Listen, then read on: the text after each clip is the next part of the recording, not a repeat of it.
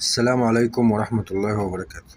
كلام من القلب. خليني أسألك سؤال بسيط بس تقيل شوية. أنت بتحب نفسك؟ مش السؤال السهل اللي بيتقال بسرعة. طبعا بحب نفسي.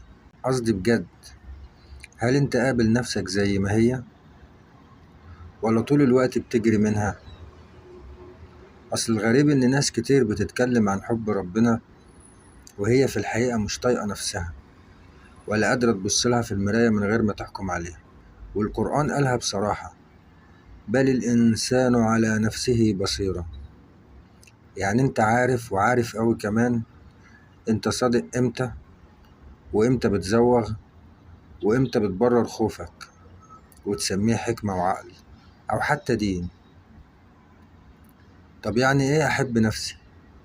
حب النفس مش انك تقول انا كده تمام وخلاص، ولا انك تزوق الغلط ولا تضحك على ضعفك.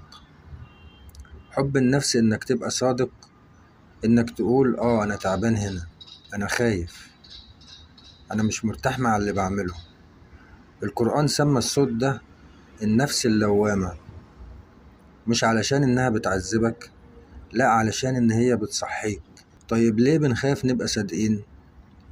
علشان الصدق مكلف. الصدق ممكن يخليك تتغير، ومش كل تغيير هيكون سهل. في ظلمات احنا متعودين عليها حتى لو كانت خانقانة، بس احنا تعودنا عليها وبقت مألوفة. النور بقى بيطلب منك تتحرك وتتحمل مسؤولية نفسك، وعلشان كده بنخترع أعذار، والقرآن قال: ولو ألقى معاذيره. يعني حتى وانت بتبرر انت عارف الحقيقة.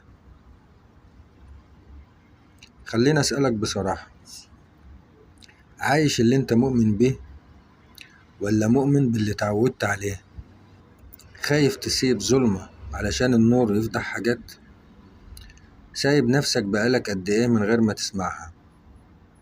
في آية بتوجع شوية بس صادقة قوي: أو من كان ميتا فأحييناه. ميتا مش اللي مش بيتنفس، ميتا اللي ساب نفسه ومشي، سابها وتركها ميتة. الحب الحقيقي يبدأ من هنا. الحب الحقيقي هو أول خطوة للنور، مش إنك تبقى أحسن ولا أتقى ولا أذكى. أول خطوة إنك تبقى صادق مع نفسك، ومن هنا بس بيبتدي الطريق. مش مرة واحدة ولا فجأة، لكن خطوة ورا خطوة، واللي بيصدق ربنا بيزوده نور.